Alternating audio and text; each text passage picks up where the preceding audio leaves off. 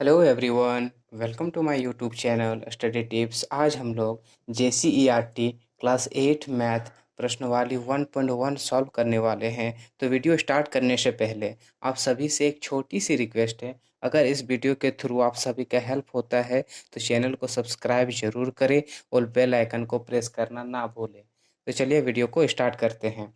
तो पहला क्वेश्चन है, -4/5 को एक ऐसे परिमेय संख्या के रूप में व्यक्त कीजिए जिसका हर निम्नलिखित हो। तो यहाँ ए नंबर में आपका 30 दिया हुआ है, तो जो क्वेश्चन दिया उसको हम लोग उतार लेते हैं। -4/5 इसके हर में हम लोग देख सकते हैं कि अभी 5 है। इसको कितना से इंटू करें जो यहाँ 30 आ जाए।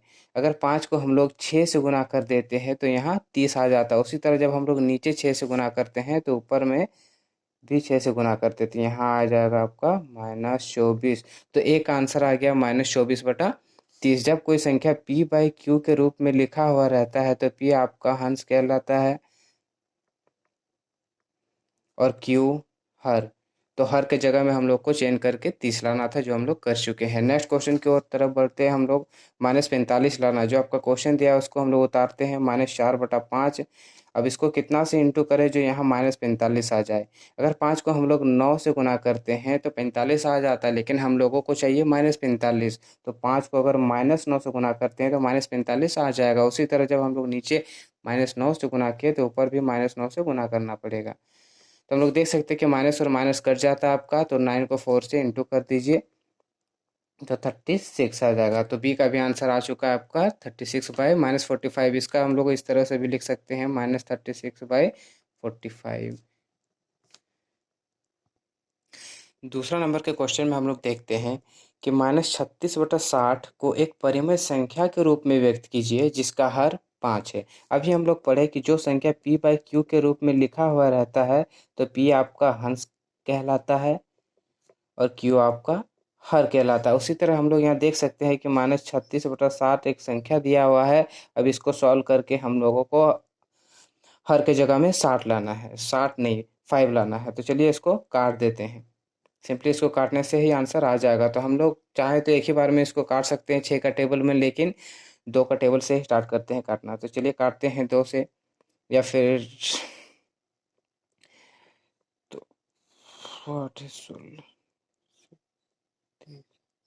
चलिए -18/30 आ चुका है। फिर इसको काटते हैं 2 से तो -9/15 आ जाएगा। फिर इसको 3 से काटते हैं तो -3/15। तो हम लोग यहाँ देख सकते हैं कि हर हर के जगह में 5 आ चुका है, और हम लोग को क्वेश्चन में यही पूछा गया था कि हर के जगह में 5 लाना है। तो इसका आंसर हो चुका है। तो चलिए बढ़ते हैं अगले क्वेश्चन की तरफ।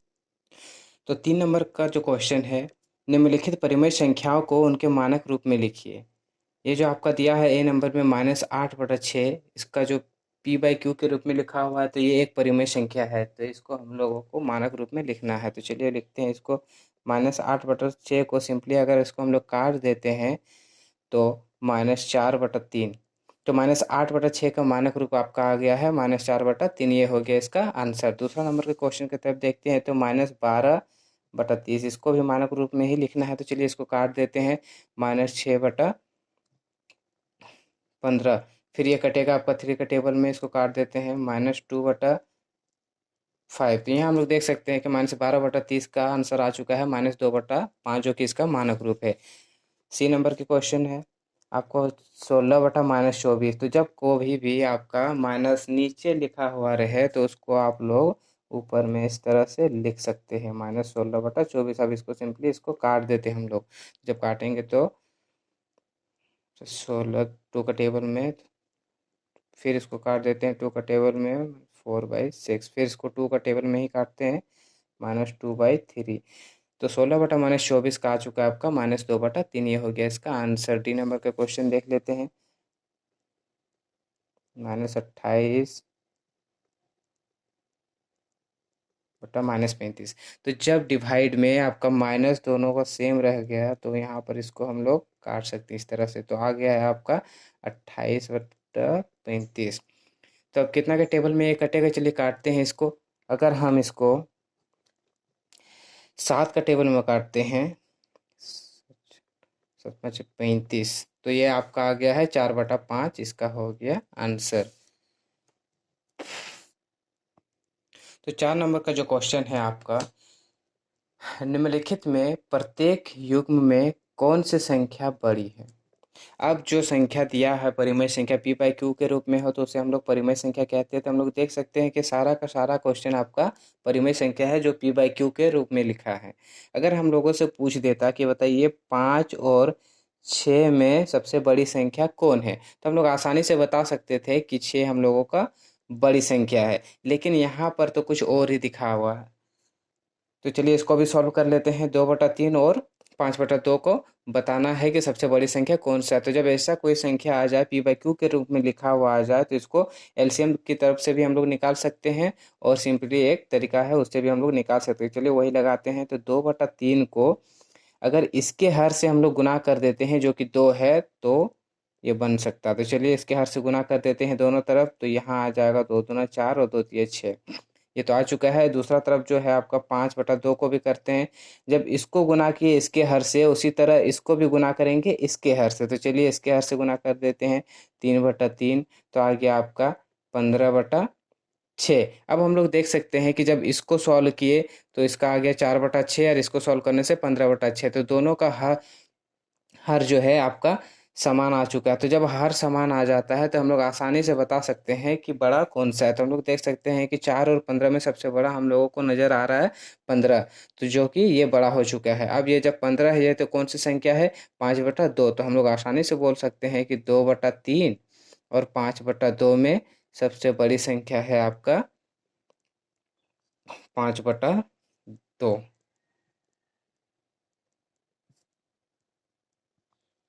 बी नंबर में भी आपको ऐसा ही सॉल्व करना पड़ेगा। तो सबसे पहले हम लोग देखते हैं कि 1/2 और 0 इसमें से कौन सा बड़ा है। तो इसको सॉल्व करने की कोई ज़रूरत नहीं है। जब हम लोग ऐसा कोई संख्या देखें 0 से हर एक संख्या आपका बड़ा ही होता है। तो बड़ा आपका हो जाएगा ये 1/2। चलिए अगला क्वेश्चन की तरफ देखते हैं। -2/5 और 0।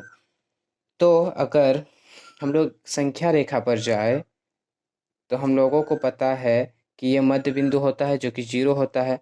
और वैसा ही सिमिलरली जब हम लोग इसका दाहिना तरफ जाए तो इधर आपका प्लस होता है और इधर जब जाते हैं लेफ्ट में तो इधर आपका हो जाता है माइनस में। तो चलिए एक्स और एक्स डैश।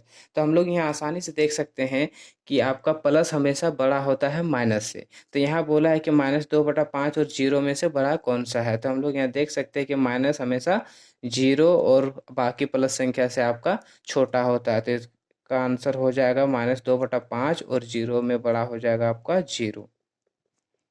चलिए डी नंबर भी सॉल्व कर लेते हैं। -4/7 और 4/7 में बताना है कि कौन सी बड़ी संख्या है। तो अभी हम लोग देखें कि प्लस वाला जो है पॉजिटिव जो है प्लस वाला संख्या आपका हमेशा माइनस वाला से बड़ा होता है। तो यहाँ आपका -4/7 है और 4/7 हम लोग आसानी से बता सकते हैं कि 4/7 आपका बड़ा होगा -4/7 से। ये भी सॉल्व हो चुका है। चलिए बढ़ते हैं अगले क्वेश्चन की तरफ। ई नंबर में क्या दिया है आपका -5/6 और -4/3। देखिए जब दोनों तरफ माइनस है तो हम लोग तो इसको बता नहीं सकते हैं कि बड़ा कौन सा है। तब इसको क्या करेंगे -5/6 को जब ऐसा आपका सिचुएशन आ जाए और सॉल्व ना हो तो -5/6 को इसके हर से गुना कर देते हैं। तो चलिए ऊपर नीचे 3 से गुना कर देते हैं। तो आ जाएगा -15/18 और -4/3 को इसके हर से गुना कर देते हैं जो कि 6 है। तो चलिए 6 से गुना करते हैं। -24/18। सबसे आसान तरीका यही है कि अगर हम लोग दोनों परिमेय संख्याओं के हर को अगर हम लोग समान कर देते हैं तो आसानी से हम लोग बता सकते हैं कि बड़ा कौन सा है। अभी हम लोग देख सकते हैं कि जब -5/6 को गुना किए तो -15/18 आया। उसी तरह -4/3 को जब गुना किए तो -24/18 आया। अब दोनों का हर समान हो चुका है। अंश में हम लोग जाते हैं कि -15 और -24 इसमें से बड़ा कौन सा होगा। तो इसमें से माइनस बड़ा हम लोग बोल सकते थे पहले। सबसे पहले हम लोग इसको संख्या रेखा बना लेते हैं।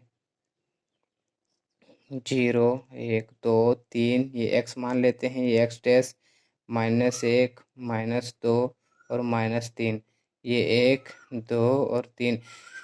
तो हम लोग जानते हैं कि माइनस से बड़ा हमेशा आपका प्लस होता है, तो यहाँ तो दोनों माइनस में ही आया, तब कैसे समझे कि कौन सा बड़ा है। तो जो संख्या पहले आता है वो सबसे बड़ा कहलाता है और जो बाद में आता है वो सबसे छोटा कहलाता है। जैसे कि हम लोग यहाँ देख सकते हैं कि -1 आपका सबसे बड़ा है -3 से। उसी तरह प्लस की तरफ जब हम लोग जाते हैं तो इधर कुछ अलग ही है। जब हम लोग लास्ट में जो संख्या आपका रहता है वो सबसे बड़ा कहलाता है, ना कि जो पहले आता है वो सबसे छोटा संख्या कहलाता है। तो प्लस की तरफ जो सबसे पहले आता है वो सबसे छोटा, जो बाद में होता है वो सबसे बड़ा होता है। उसी तरह माइनस की तरफ सबसे पहले जो आता है वो सबसे बड़ा होता है, उल्टा हो जाता है प्लस का, और जो माइनस में आता है सबसे लास्ट में वो सबसे छोटा। तो सबसे पहले देख सकते हैं -15 और -24 में सबसे पहला संख्या कौन सा आता है, ना -15 आता है, -24 बाद में आता है। तो जो सबसे पहले आता है माइनस की तरफ में वही आपका आंसर हो जाएगा। तो -15/18 किसका आया, -5/6। तो हम लोग आसानी से बोल सकते हैं कि -5/6 और -4/3 में आपका बड़ा संख्या हो जाएगा -5/6। चलिए इसका भी आंसर हो चुका है। बढ़ते हैं अगले क्वेश्चन की तरफ। तो 5वां नंबर का क्वेश्चन है आपका, संकेतों बड़ा, छोटा और बराबर में से चुनकर रिक्त स्थानों को भरिए। अभी हम लोगों को बताना है कि बड़ा कौन सा है, छोटा कौन सा है और बराबर कौन सा है। तो अभी आपको हमने बताया है कि जो ऐसा p/q के रूप में लिखा हुआ संख्या कोई रहता है, तो इसका सबसे आसान तरीका है सॉल्व करने का। इसके संख्या जो है p/q के रूप में जो -3/7 है, इसको गुना कर देंगे इसके हर से जो कि 3 है। तो जब -3/7 को इसके हर से ऊपर नीचे से गुना कर दिए तो -9/21 आ चुका है। उसी तरह जब 2/3 को लेंगे तो इसके हर से गुना करना पड़ेगा जो कि 7 है। तो 7/7 से गुना कर दिया तो 14/21 आ चुका है। अब हम लोगों का देख सकते हैं यहाँ कि -3/7 को जब सॉल्व किए तो -9/21 आया। उसी तरह जब 2/3 को सॉल्व किए तो 14/21 आया। तो हम लोग यहाँ देख सकते हैं कि -9/21 और 14/21 का जो है हर समान हो चुका है। जब हर समान हो जाए तो हम लोग आसानी से बता सकते हैं कि बड़ा कौन सा है। तो -9 और -14 में बड़ा कौन सा है। तो हम लोग जानते हैं कि माइनस वाला जो भी संख्या रहता है वो प्लस से हमेशा छोटा रहता है। तो बड़ा आपका कौन हो गया, 14/21 जो कि 2/3 है। तो 2/3 आपका बड़ा हो गया। ये हो गया आंसर इसका। चलिए अगले क्वेश्चन की तरफ देख लेते हैं।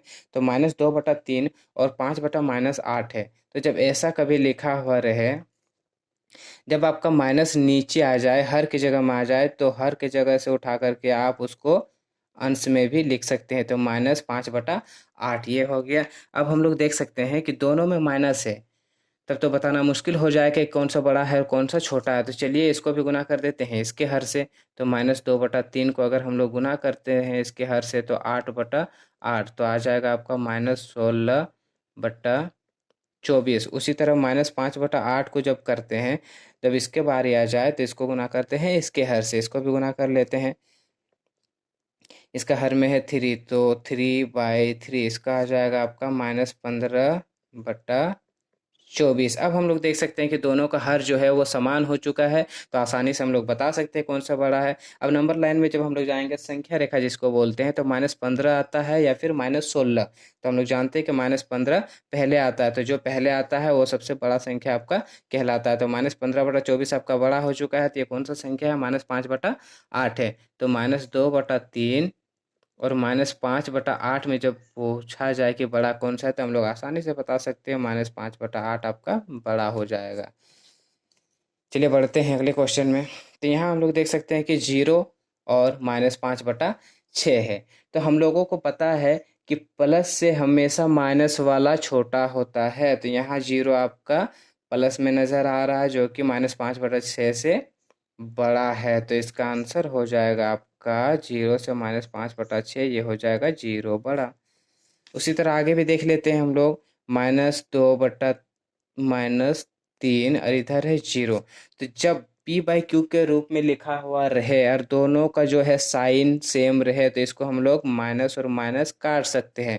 तो आपका बचा 2/3 और इधर बचा 0। अब हम लोग देख सकते हैं कि ये 2/3 और 0 में बड़ा कौन सा है। तो 0 तो कोई संख्या है ही नहीं, 0 से बड़ा आपका 2/3 हो जाएगा। इसका हो गया आंसर। चलिए बढ़ते हैं अगले क्वेश्चन की तरफ। अब -2/11 सेकंड है आपका -3/22। अब दोनों में आपका माइनस और माइनस सेम है, तो इसको क्या करेंगे, जब इस तरह का क्वेश्चन आ जाए जब आपको समझ ना आए तो सबसे आसान तरीका है, इसको गुना कर दे इसके हर से, इसको गुना कर देते हैं इसके हर से। तो चलिए इसको भी कर लेते हैं। -2/11 और -3/22, ये सब आपका क्वेश्चन है। चलिए इसको उतारते हैं। -2/11 को इसके हर से गुना करते हैं जो कि 22 है। 22/22 आपका आ जाएगा यहाँ आपका -44/242। सेकंड वाला देख लेते हैं। -3/22 को उतारते हैं तो -3/22। अब इसको गुना करेंगे इसके हर से जो कि 11 है। चलिए 11 ले लेते हैं तो 11/11 आपका आ जाएगा इधर -33, और इधर आ जाएगा आपका, इधर वही सेम आएगा आपका 242। अब हम लोग देख सकते हैं कि दोनों का हर समान हो चुका है, और इधर -44 और -33। तो हम लोग जानते हैं कि माइनस में जो सबसे पहले आता है वो सबसे बड़ा संख्या कहलाता है। तो -33 -44 से पहले आता है जो कि बड़ा हो चुका है। तो ये कौन सी संख्या है? -3/22। अब इसको लिख लेते हैं। -2/11 जो कि ये है, और दूसरा आपका -3/22। तो इसमें बड़ा हो गया आपका -3/22। एक लास्ट क्वेश्चन बचा है, चलिए इसको भी सॉल्व कर लेते हैं। 1/-3, जहाँ अभी हम बताएं आपको, जब हर में आपका माइनस रहे तो इसको आप अंश की जगह में लिख सकते हैं। उसी तरह -1/4, दोनों माइनस में है इसलिए बताना थोड़ा मुश्किल है कि बड़ा कौन सा है। तो चलिए और एक तरीका आपको बता देते हैं एलसीएम निकालने वाला, जो कि 3 और 4 है नीचे, इसका निकालते हैं हम लोग एलसीएम। तो एलसीएम तो होगा नहीं, चलिए इंटू कर देते हैं। 3×4 = 12। अब जब 12 आ गया तो इसको क्या करेंगे, 3 को जो है ये -1/3 जो है, तो 3 को कितना से गुना करेंगे जो 12 आ जाएगा। तो 3 को अगर हम लोग 4 से गुना करेंगे तो आ जाएगा आपका नीचे 12, ऊपर में आ जाएगा -4। उसी तरह -1/4 है आपका, इसको 4 को इतना से गुना करेंगे जो 12 आ जाएगा। तो 4 को अगर हम लोग 3 से गुना करते हैं तो आपका आ जाएगा इधर -3 और इधर 12। अब हम लोग देख सकते हैं कि दोनों का हर समान हो चुका है। अब इधर -3 और ऊपर में -4 है। तो हम लोग जानते हैं कि जो पहले माइनस में आता है वो बड़ा होता है। तो बड़ा आपका -1/4 हो चुका है। तो -1/3 और -1/4 में बड़ा बताना हो तो आपका बड़ा हो जाएगा -1/4। ये हो गया आपका सॉल्व। तो 5 नंबर का सभी क्वेश्चन आपका सॉल्व हो चुका है। बाकी के क्वेश्चन हम लोग नेक्स्ट वीडियो में करेंगे।